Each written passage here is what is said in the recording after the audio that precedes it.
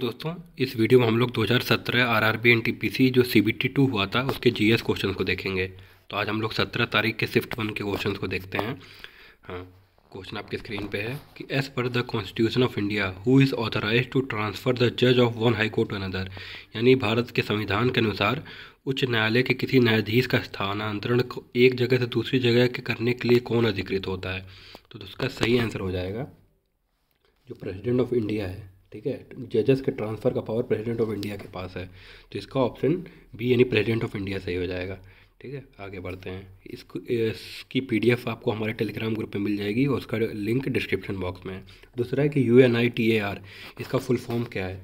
तो उसका full form है United Nations institute for training and research. ठीक है, यानी ऑप्शन सी ये सही हो जाएगा।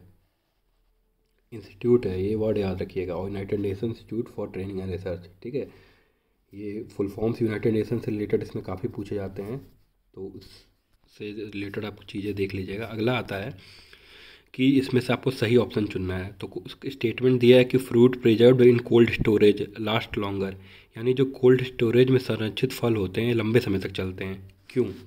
क्योंकि इनका जो रेट ऑफ रेस्पिरेशन है वो कम हो जाता है। ये ऑप्शन सी हो जाएगा। Rate of respiration of food is decrease, ये ऑप्शन 1 है, 2 है, 3 है, 4 है, तो ये ऑप्शन सही हो जाएगा। Rate of respiration of fruits is decrease. ठीक है, इसलिए जो फल है लंबे समय तक चलते हैं। अगले क्वेश्चन पे आते हैं। निम्नलिखित में से किसे सेंचुरी लीजेंड पुरस्कार 2015 का मिला था, यानी 2015 सेंचुरी लीजेंड अवार्ड। तो दोस्तों इसका सही आंसर हो जाएगा अशोक कुमार जी को मिला था। ठीक है, तो ये 2017 में पेपर हुआ था, तो इसमें 2015 के भी अवार्ड पूछे थे। तो इस बार पेपर 2022 में होना, तो आपको 2020 तक के अवार्ड्स भी देख के जाने हैं कुछ कुछ। ठीक है, उसके बाद अगला क्वेश्चन पे आते हैं कि AKBLU इसको अगर रीअरेंज करने पे किस देश की राजधानी बन जाएगी। तो दोस्तों इसको आप रीअरेंज करेंगे तो आपको मिलेगा काबुल, और काबुल हो जाएगी क्या कहते हैं अफगानिस्तान की राजधानी। ठीक है, इसको आप रीअरेंज करेंगे तो ये अफगानिस्तान ऑप्शन सही हो जाएगा। ठीक है, आगे आते हैं कि 2015 में स्पेशल सेमी लग्जरी ट्रेन चलाई गई थी जैसलमेर जोधपुर जयपुर में। तो उस ट्रेन का नाम क्या था। ठीक है, तो दोस्तों इसका नाम था डेजर्ट सर्किट। तो इस बार भी रामायण क्रूज ट्रेन चलाई गई है, तो इसको याद रखिएगा, हो सकता है इस बार पूछ लिया जाए रामायण क्रूज ट्रेन। ठीक है, ये रामायण के सभी क्षेत्रों को घुमाने के लिए है। उसके बाद आगे आते हैं कि फूड चेन में प्राइमरी कंज्यूमर और सेकेंडरी कंज्यूमर में डिफरेंस क्या है, यानी खाद्य श्रृंखला में प्राथमिक उपभोक्ता और द्वितीयक उपभोक्ता में क्या अंतर है। ठीक है, ये सवाल आप पढ़ लीजिए। तो दोस्तों इसका सही आंसर हो जाएगा कि जो प्राथमिक उपभोक्ता है सिर्फ पौधों को खाता है, और जो द्वितीय उपभोक्ता है वो प्राथमिक उपभोक्ता को खाता है। तो ऑप्शन डी ये वाला सही हो जाएगा हमारा। फिर आगे आते हैं हु डिस्कवर्ड इलेक्ट्रॉन, इलेक्ट्रॉन की खोज किसने की थी। तो दोस्तों इसका सही आंसर हो जाएगा J.J. थॉमसन। ठीक है, तो आपको इलेक्ट्रॉन पिछली बार पूछा गया था, तो ये रिपीट भी हो सकता है, इस बार प्रोटॉन न्यूट्रॉन पूछे जा सकते हैं, तो इनका देख के जाइएगा।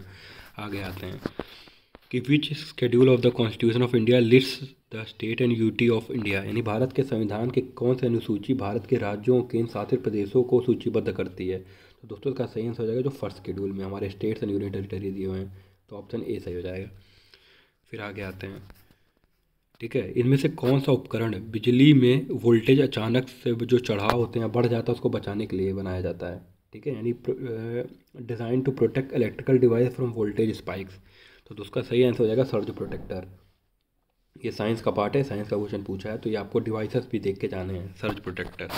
उसके बाद आगे आता है कि अभिनव भारत सोसाइटी। ठीक है, यह अभिनव अभिनव भारत जो संस्था थी इसका गठन किसके द्वारा किया गया था। दोस्तों इसका सही आंसर हो जाएगा विनायक सावरकर। ठीक है, VD सावरकर, तो ये ऑप्शन सी हो जाएगा अभिनव भारत। आगे आते हैं कि 2015 में, ठीक है, more than 350 landmarks in more than 90 countries will lit blue. ठीक है, व्हाट वाज द ओकेजन, यानी 2015 में 90 से अधिक देशों की 350 से अधिक महत्वपूर्ण जगहों को जो संयुक्त राष्ट्र संघ का जो नीला रंग है, आधिकारिक नीला रंग है, उससे प्रकाशित किया गया था, और ये किस अवसर पे था। तो दोस्तों ये 70वीं वर्षगांठ थी। तो इस बार भी आप देख के जाइएगा, यूनाइटेड नेशन में कुछ ऐसा खास कुछ नहीं हुआ है। उसके बाद अगला आते हैं कि विच of the following country launch the world most powerful GEO spy satellite. ठीक है, दुनिया के सबसे शक्तिशाली GEO जासूसी उपग्रह गाफोन 1। ठीक है, इसको किसने लॉन्च किया था। 2015 का ये क्वेश्चन है, तो ये आंसर हो जाएगा दोस्तों चीन।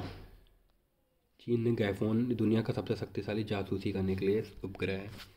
उसके बाद अगला आते हैं, who among the following is the current Lokayukta of Delhi. तो दोस्तों का सही आंसर हो जाएगा जस्टिस रवि खेत्रवाली। 2015 में नियुक्त हुए थे, तब से अभी यही बने हैं। ठीक है, तो इस बार यूपी वगैरह का भी लोकायुक्त आप देख लीजिएगा। अगला है कि if panchayat is dissolve election are to be held within, यानी अगर कोई पंचायत भंग हो जाती है तो चुनाव कब कराना चाहिए। तो दोस्तों 6 month from the date of resolution, यानी भंग होने की तारीख से 6 महीने के अंदर ही चुनाव हो जाना चाहिए।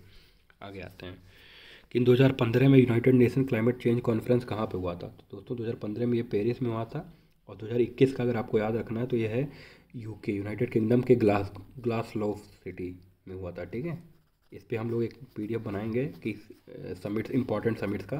पर ये यूनाइटेड नेशन की क्लाइमेट चेंज कॉन्फ्रेंस बहुत इंपॉर्टेंट है। तो 2021 की कहाँ हुई थी, ग्लासगो इंग्लैंड।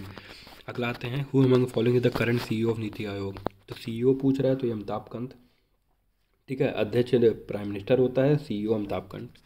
उसके बाद अगला आते हैं, विच of the following the religious text of the Jews, यानी जो ज्यू यहूदी थे उनकी धार्मिक किताब कौन सी है। तो दोस्तों यह है तोरा। ठीक है, त्रिपिटका बुद्धिस्ट लोगों की है। और तो दोस्तों अगला क्वेश्चन है कि in 2015 which of the following bank was the first bank to tie up with Indian railways to sell rail ticket. यानी 2015 में कौन सा बैंक था जो रेल टिकट बेचने के लिए भारतीय रेल के साथ जुड़ने वाला पहला बैंक था। तो उसका सही आंसर ICICI बैंक। ये पहला बैंक था जो इंडियन रेलवे के साथ जुड़ा था टिकट बेचने के लिए, याद रखिएगा। उसके बाद अगला आता है कि ऑप्टिकल फाइबर किस सिद्धांत पर काम करता है। तो दोस्तों ये TIR, टोटल इंटरनल रिफ्लेक्शन, यानी पूर्ण आंतरिक परावर्तन पर काम करता है। ठीक है, उसके बाद आते हैं कि how many Indian state and union territories share the coast line. ठीक है, यानी कितने भारतीय राज्य और संघ शासित प्रदेशों में समुद्र तट आते हैं। तो उसका सही आंसर हो जाएगा दोस्तों 9 स्टेट एंड 5 यूनियन टेरिटरी। ठीक है, उसके बाद आते हैं अगला कि इन 4 त्योहारों में से हमें बताना है कि समानता क्या है। त्यौहार है मकर संक्रांति, पोंगल, लोहड़ी और बैसाखी। तो इसका सही आंसर हो जाएगा दोस्तों कि सभी कटाई से संबंधित त्यौहार हैं। नॉर्थ इंडिया नहीं होगा, इसमें तो कुछ दिया ही नहीं है, और जनवरी में भी नहीं होगा। तो सिर्फ ऑप्शन बी, सब फसल कटाई से संबंधित हो जाएगा। अगला है कि which team won the 2015 pro wrestling title. तो ये मुंबई गरुड़। तो हमको 2020-21 में जितने भी खिताब जीते गए हैं, जितनी टीमों का IPL वगैरह देख के जाना है। उसके बाद अगला आते हैं कि 2004 में NASA launch the messenger space craft to study. 2004 में नासा ने किस ग्रह का अध्ययन करने के लिए मैसेंजर अंतरिक्षयान को प्रक्षेपित किया था। ठीक है, मैसेंजर। तो दोस्तों ये मरकुरी था। ठीक है, ऑप्शन सी, इसको भी याद रखिएगा।